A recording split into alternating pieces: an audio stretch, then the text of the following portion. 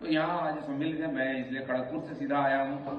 कालिया में खबर मिली है, माननीय मंत्री शांतनु ठाकुर, हमारे दीदी भी यहाँ उपस्थित हैं, अभी डायरेक्टर हैं डिपार्टमेंट के। तो समाज के सामने एक नया आशा की किरण जो प्रधानमंत्री ने रखा है, सब उसमें सम्मिलित हैं।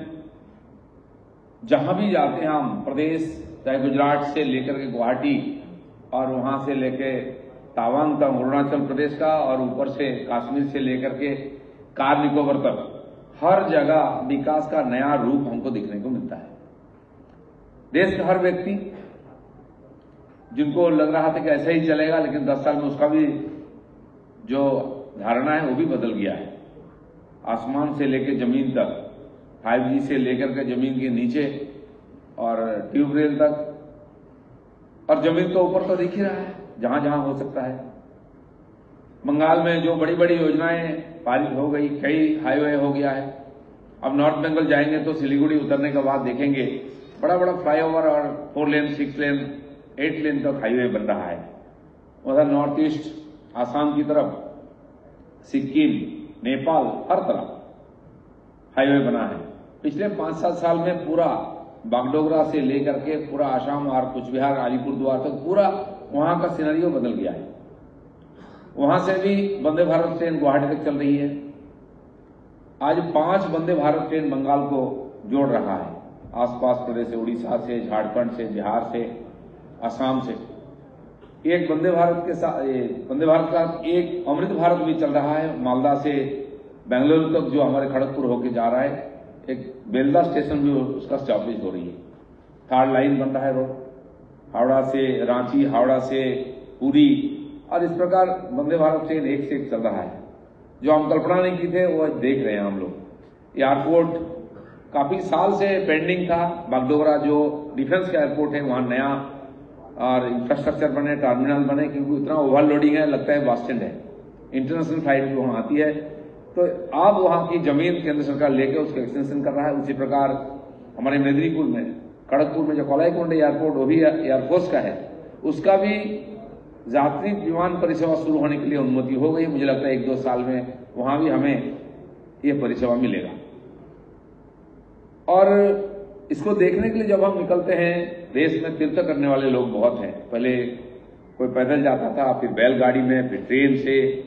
आज हर प्रदेश में, हर तीर्थ क्षेत्र के पास हवाई अड्डा बन गया है। हम देख रहे हैं अयोध्या भगवान राम का मंदिर उद्घाटन से पहले वहां इंटरनेशनल फ्लाइट उतर गया, चालू हो गया महर्षि व्यास जो हवाई अड्डा है। और वहां की जो श्री राम जो स्टेशन है, श्री रामचंद्र भगवान के नाम से अयोध्या धाम जो स्टेशन बना है, वो भी एक अंतर्राष्ट्रीय स्तर का बना है। वो देखने का लायक है। पूरा देश से आसपास स्पेशल ट्रेन जा रहा है अयोध्या। हमारे यहां से भी करीब 30-32 ट्रेन चल चुकी है। हमारे खड़गपुर से भी 2 ट्रेन चली है। तो भर भर के लोग जा रहे हैं, और दर्शन करने के बाद जो वापिस आते हैं, उनका चेहरा मोहरा देखने का, बातचीत से लगता है कि वो एकदम आप्लुत हो जाते हैं। सेवा से लेकर के दर्शन करने के, वहां की व्यवस्था, सब एकदम सब लोगों को मोहित कर देने वाला होता है। तो व्यवहारिक दृष्टि से साथ साथ मानविक दृष्टि से भी जो विकास हो रही है, वो लोगों को खूब भाता है। बाकी जो जो चीज कल्पना नहीं की, तो वो भी देखने को मिल रहा है।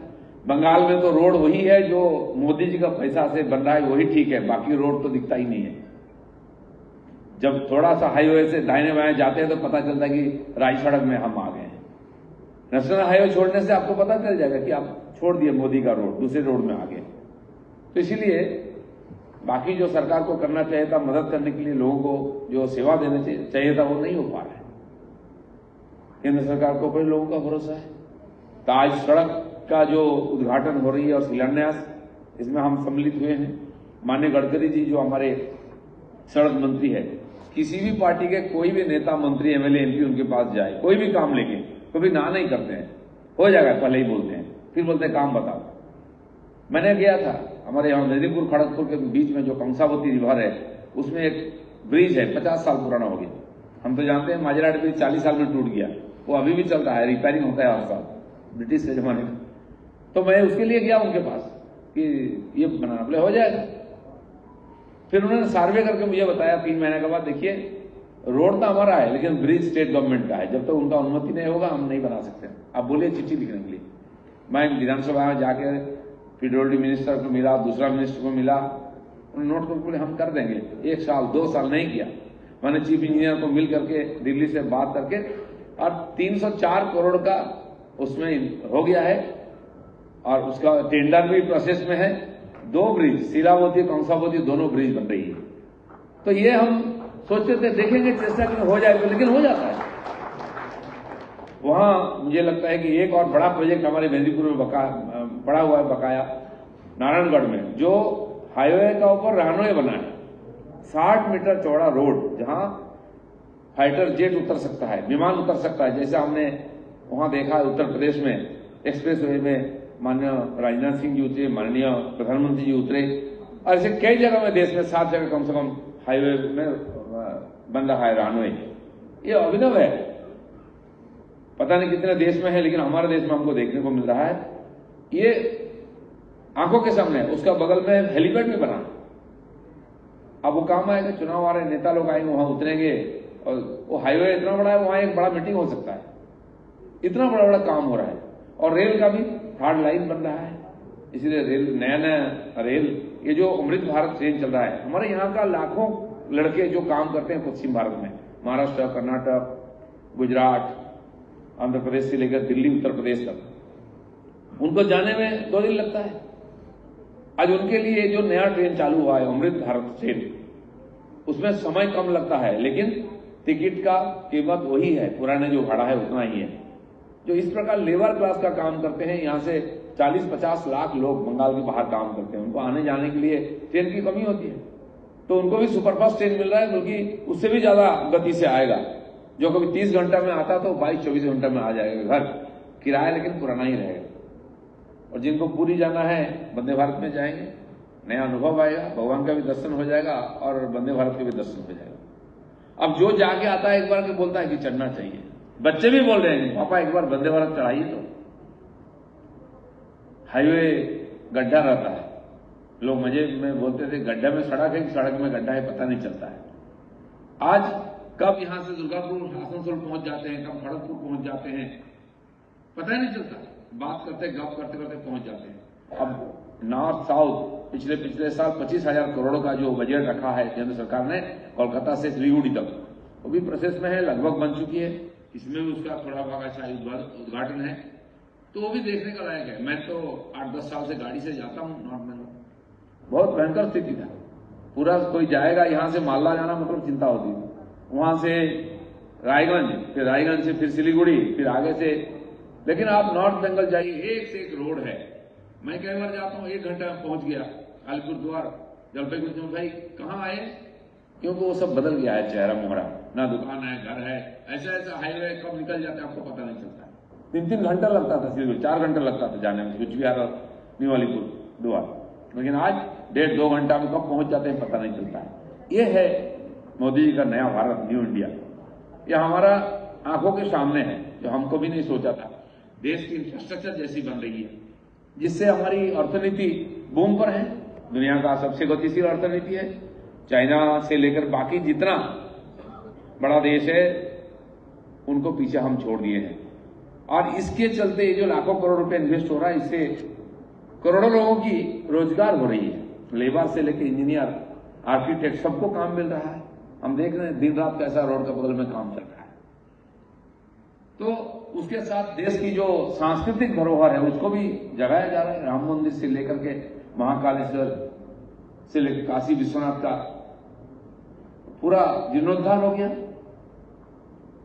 ये हमें गर्वित करता है कि हम कौन हैं, कहां से आए हैं, हमारे पूर्वज क्या है, हमारे इतिहास क्या है, हमारी परंपरा क्या है, वहां जाने से मिलता है।